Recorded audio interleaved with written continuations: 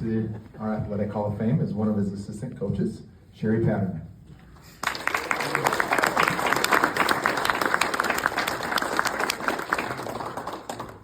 think you'll be all right. Where's the mic?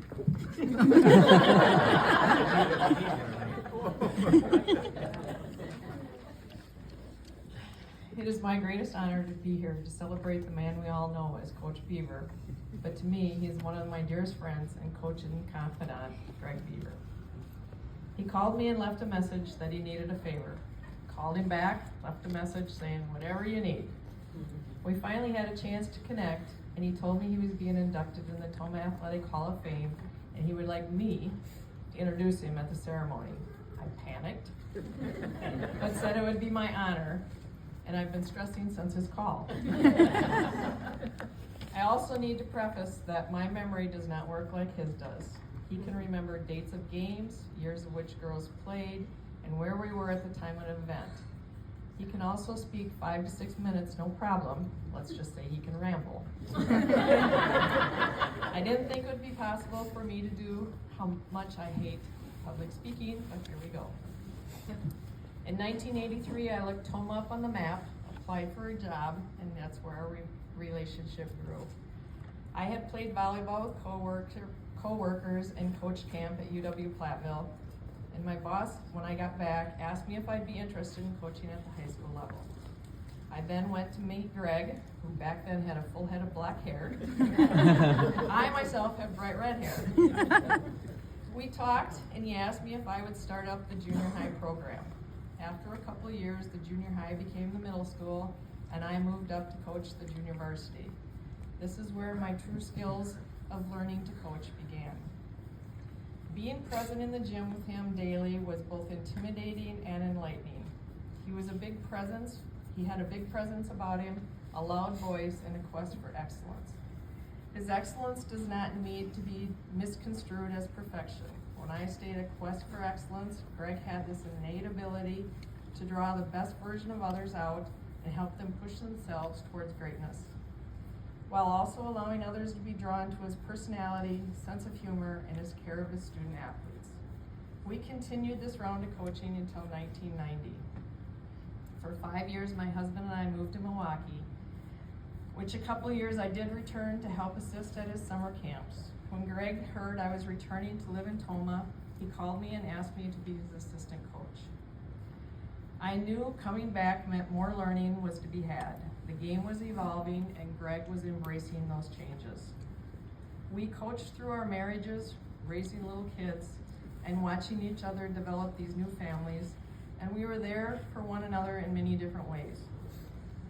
Upon my retirement from the game, we had been coaching together on and off and in camps for over 30 years, for nearly 30 years. While on this journey to remember events and experiences for a speech that is worthy of you, I reached out to the web for some help from previous players who we had come in contact with, coached with, or worked with Greg Beaver in some regard. From these messages, everything exploded. Many people were moved to remember and reminisce of their time spent with Coach Beaver. To give some details as to what they said, a list of these are a few I can reference. They remember your sense of humor. They remember your breaking of clipboards, which had to be half of your volleyball budget for the year. They remember your birthday your ability to get more out of them than they believed they had in themselves. The look you gave when things were not going well, and the huge smile on your face when things went right. The hitting of the balls at the girls at the top of the referee stand. The desire to make you proud and not disappoint you. The desire to reach your expectations. The importance of a serve and not creating unforced errors. When you miss a serve, you just give them points. There's no crying in volleyball. The need for more Greg Beavers in the world, with high expectations to perform at their best and yet not at perfection, all while being kind and caring. His drive that made me strive to be more for myself. being kicked out of the gym for not performing our best, and the desire to come back the next day to give 150%. They called you a great coach and mentor. They remember the circuits and the mile run. Sorry girls, the circuits were all me, but the mile run was me. The ability to smile on Monday morning if your house got TP'd and he was returning the lost keys he found in the front yard. My personal favorite, the broken pen. He was so frustrated, he threw the pen on the ground, called a timeout, picked it up and put it in his pocket, ran his hands over his face, not knowing he had broken the pen and was spreading ink everywhere.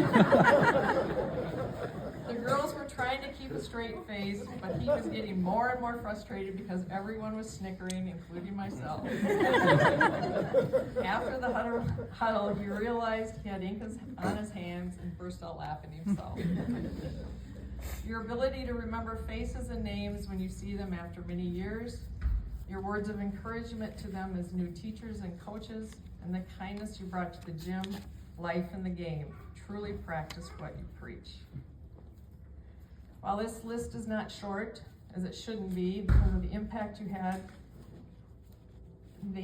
had on those that were able to learn from you, for the many hats you wore, teacher, mentor, coach, you inspired those to give your best in order to discover what you already they had within them.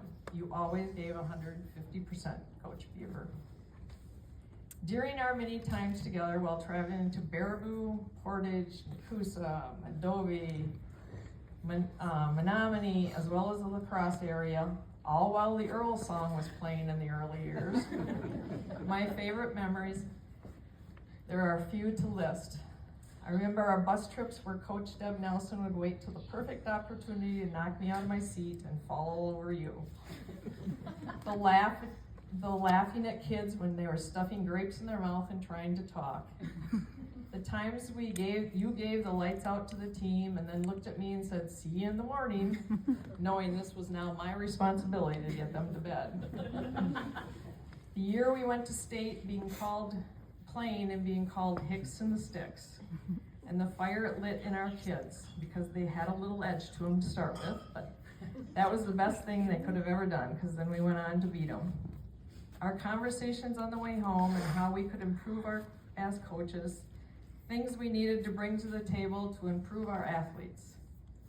You explained to me that kids have lives outside of school and volleyball isn't the most important thing in life. Work them hard, but remember to laugh with them. Never save your timeouts for game point. Use them at 5 if you need, because you never know. You gotta break that cycle. Always track your timeouts because it could cost you the game. We played good cop, bad cop, but rarely did I ever have to be the bad cop.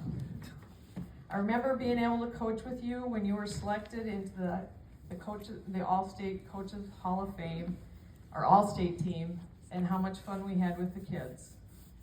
I remember the look you'd give me in practice when things weren't going well. I'd shake my head and give you the roundup sign that says, "Kick 'em on out." Remember that popsicles are the greatest break treat, especially when camp is during the hottest week of summer. Never once did I hear you swear, although I might have muted a few words in the towel myself. You never swore. Bump, set, crush pressure was the only chant you needed at the end of a timeout. I learned the importance of integrity and an endless amount of laughter and true friendship we developed year after year. If you remember anything about Greg Beaver or Coach Beaver, it's his incredible faith in God, his love of his family, his competitiveness and passion, but never at the expense of the team. And you remember his kindness. I consider it a blessing to have coached with him all these years, and I'm proud to call him my friend.